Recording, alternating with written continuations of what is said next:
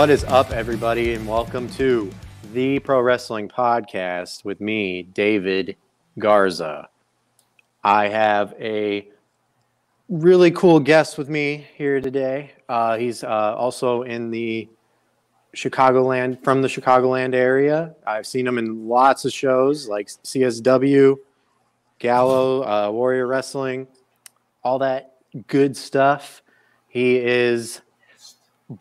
was born in Puerto Rico. He is been known as the Dance Machine. He knows Victoria's Secret, and he is the master of the mustache, although it's more of a goatee now. Hey, it's still there. It's still there. Welcome, ladies and gentlemen, Axel Rrrrico. What's going on, man? Oh man, just excited. Had some time off, and I thought I'd feel nice and go on your podcast. Of course. Oh well, that's awesome, man. Helping the little people. You know, it's the new year. I thought it'd be nice. Wow, sweet. And I just, that's sweet of you. It's a new year, so congratulations. You're in the you're in the first episode of 2022. So hopefully, right. You can no other way. Yeah, you can scratch that off your bucket list for that you were on the Pro Wrestling Podcast. And I've been meaning to ask you to come on this show for quite some time, but it's just I feel like now more than ever it's just the right time. Things happen for a reason. And but like I was saying at the beginning of the show, CSW, you're part of that, which is where I actually first heard of you and saw you wrestle. And I got to say, man, you're amazing. So I just, first question is, how long have you been, training to become a wrestler and stuff like that? The biz and me, it originally didn't start with wrestling. I did improv and comedy theater in the city. Did a couple like improvised wrestling stuff, which was kind of fun. If you know a guy named Jack Moody, who also does CSW and lots of other promotions around the Chicagoland area, that's how we met. And then around that 2016, 2017 area, I found a little school called Chicago Style Wrestling and started training there.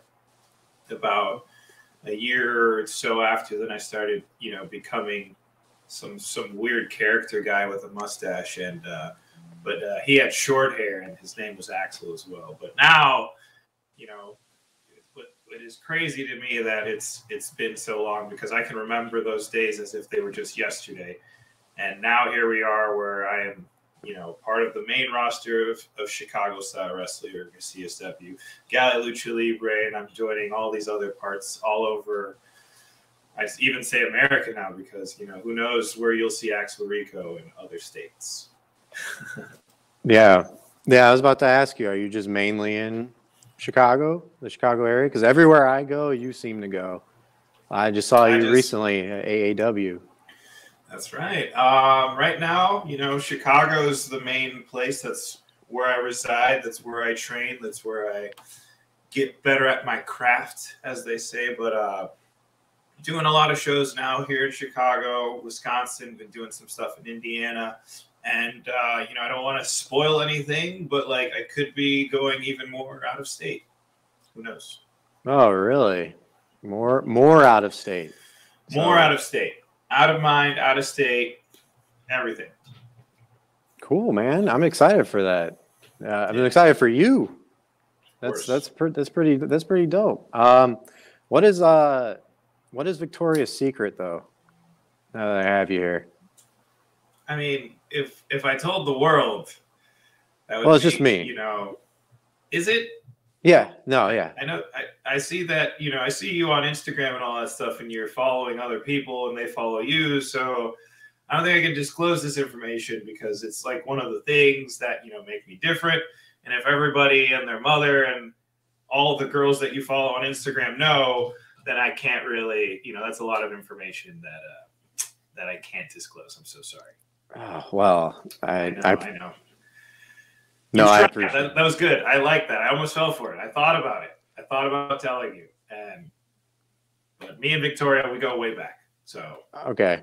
I was like, usually people, you know, when they don't know the answer to the question, they deflect. So no, I appreciate you Oh, for. okay. I think that was a pretty like quick answer. So I kind of yeah. Don't worry. All right. I'm already not liking this. Okay, but continue on your questions. I'm just gonna eat grapes. Okay. Deflect. Okay. All right. Here we go. Here we go. Come on, poor man. All right. All right. Uh, how long have you been living in Chicago? Let's. Chicago. Now we're on date one. We're on our first date. We're moved here when I was about first grade. Not I don't want to know if I need to disclose my age or anything like that. But I've been back and forth between Puerto Rico and here for approximately 18 to 20 years.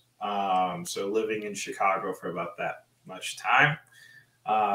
And I've been to other states, you know, I've visited or even wrestled in like Iowa and other states like that. But there's everywhere where I visited just for just like pleasure or work or anything like that. Chicago's just always been home.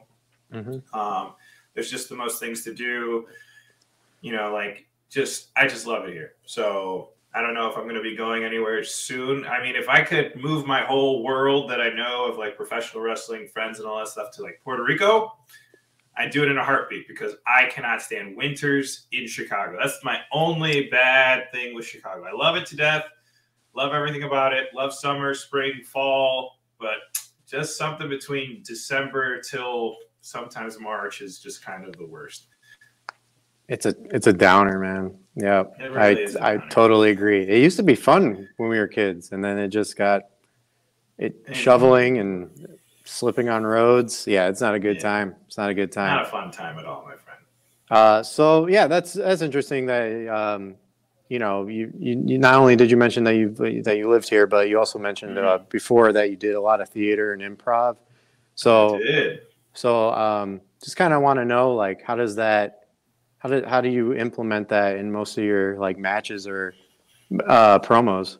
Do you implement that a Well, lot? I always like there was always a tick in me. Like ever since I was a little kid, I would always be that one kid that was, you know, doing things first, trying out for musicals. I was always very like not afraid to make a fool out of myself. And I think that is definitely translated very well to wrestling because, you know, tell me whatever I need to do. And that's it. You know, like I can just give me something and I can knock it out of the park. And I don't need much to work with. And that's just how I was as an improviser and as a wrestler. Like, just tell me who I'm going against. You know, do I know them? Do I need to know them? I get to know them in the ring. I improvise as I go. And when it comes to promos and stuff, like you can find me suited up, you know, prepped for an interview, or it can be something like all of a sudden there's a microphone in my face and you just got to talk. You know, I'm always, the thing about being a good improviser is that you can always be set for anything. That's how I see it. Yeah, no, I like that a lot because you know it's definitely like if I were a promoter, I would want you on the show because I could have you. Well, first of all, because you'd want me on the show. Yeah, I would want you on the show for one. For two, it would just be because I can trust you that you would know what you were doing when it comes to this like on the fly stuff.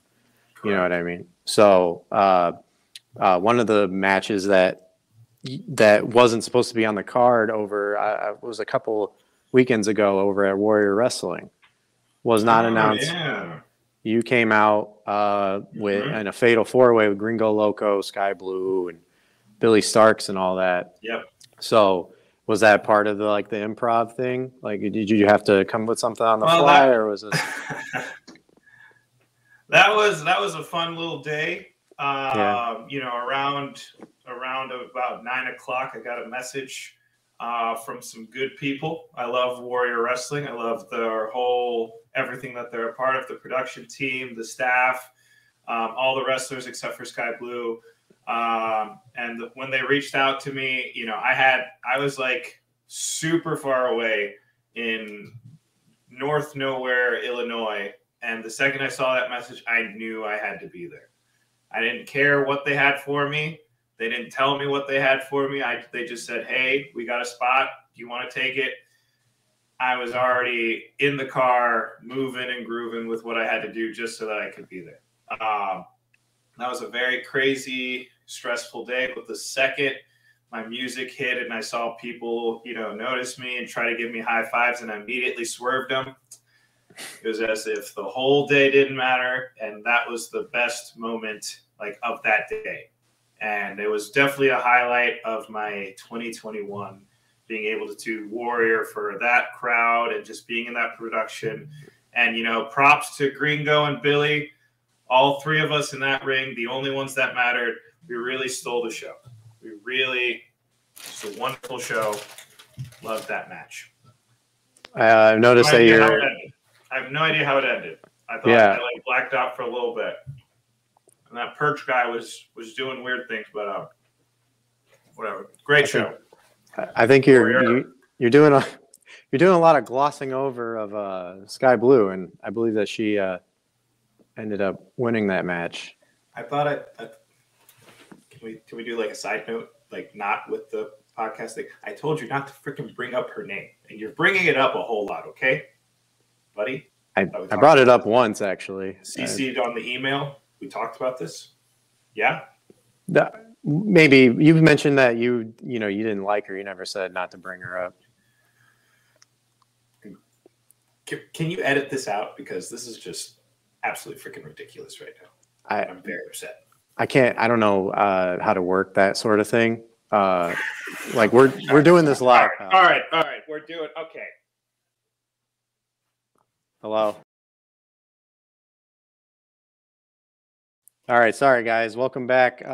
We were just talking about how Axel, Gringo, and Billy were the best out of that whole match. And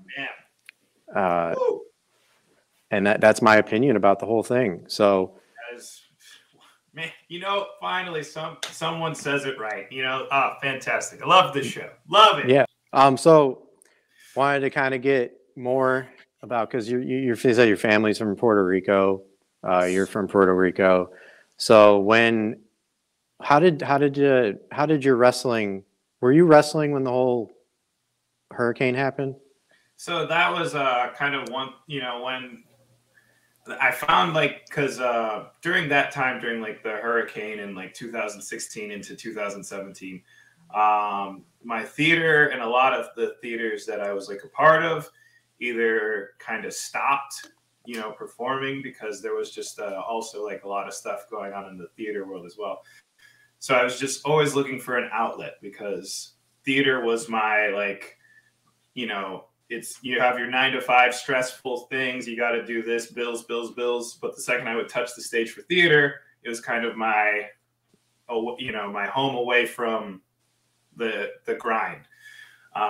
So when the theater closed down and we had that last show, I was just looking back for that grind. And my friends were telling me, why don't you, hey, you're a great performer. You're decently athletic, because, I just always hit the gym, always was doing CrossFit or whatever have you.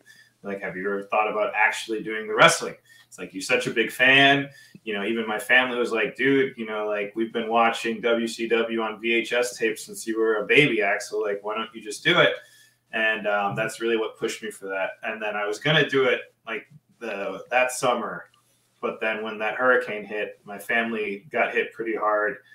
Most of my cousins and uncles were living off just one generator. So every time, I was always calling them, always sending them money, always sending them supplies, whatever have you. So I kind of took a break. But the second, I called my aunt, called my uncles, and they were like, hey, dude, we're good. We got this. Go do you. And that's when I started really training. That's awesome. And who was your trainer when you really trained? Originally it was Steve Boz, the BOZ from CSW. But as the years kind of kept going on, I knew, got moved to Galley, met some people there like Gringo. And then I kind of trained with Mustafa Ali for a little bit. Then did a couple seminars with Super Crazy. Ricky Cruz from Puerto Rico, loved that man to death. When I met him in Galley, we just started one conversation. He looked at my pants and said, "Puerto Rican flag." And then he taught me so much from there.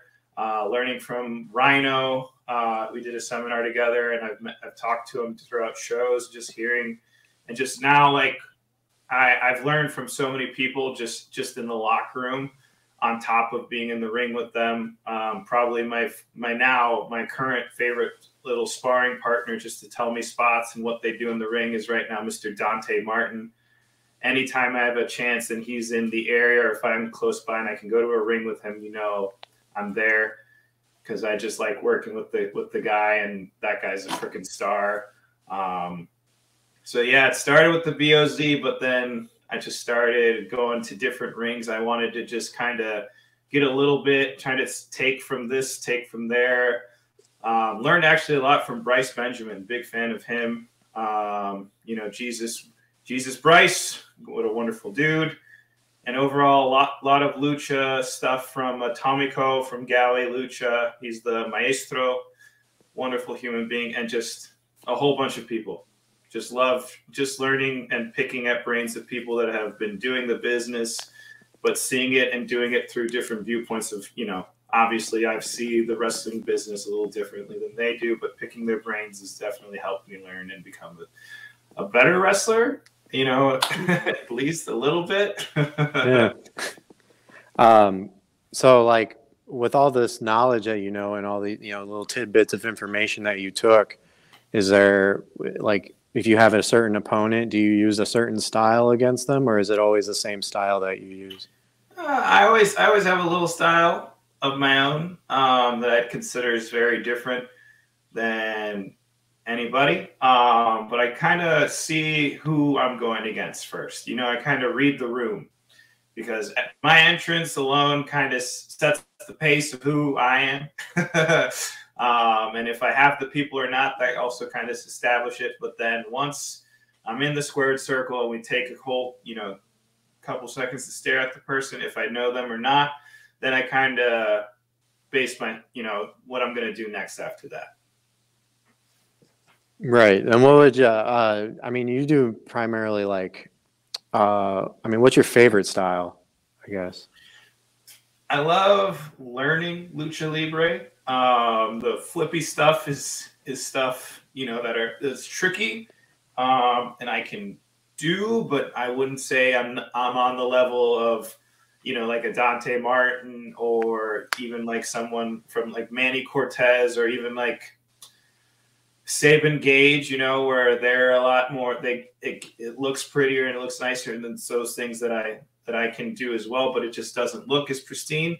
But I do like training the lucha style, because when Ares and Aramis from AAA in Mexico, when they're here and they're training, man, do I get a workout. Do they really kick my ass. And just learning from them that they've been doing it, like they're barely in their 20s, and they tell me like, oh, I've been doing this for like 10 years, so just seeing what they do and then implementing into my training when I train people at Chicago Style Wrestling or wherever I'm just training people has helped me like tremendously. So I would say just training the lucha style, because they really kick your ass.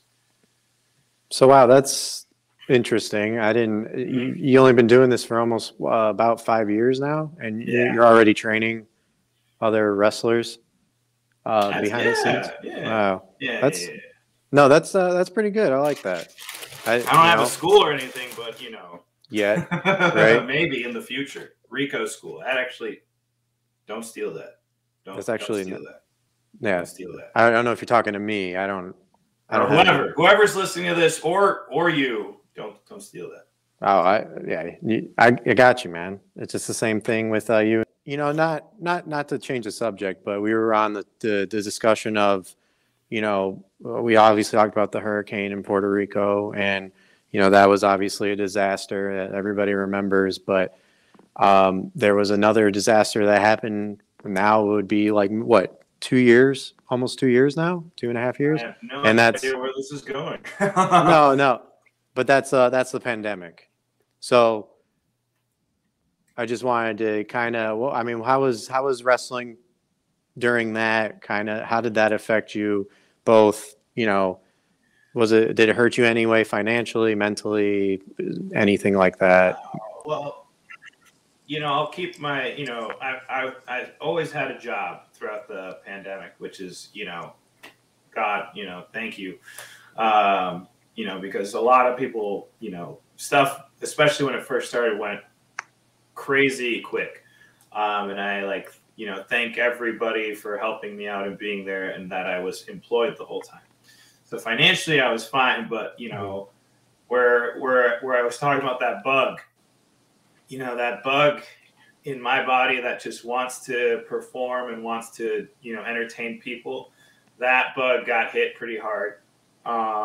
Which is why myself, my father, and my brother helped out a little project called Proving Grounds, and we did a little YouTube series there. It was a wonderful thing to be able to, because it was just our training school, just bored out of our minds, training all the time, but we had nothing to train for. And we thought, you know what, our friend Derek, the ringside film guy, he had a camera. We had all these production stuff that we could make, and we decided to make a fun little, you know, story there. I wish I was part of it.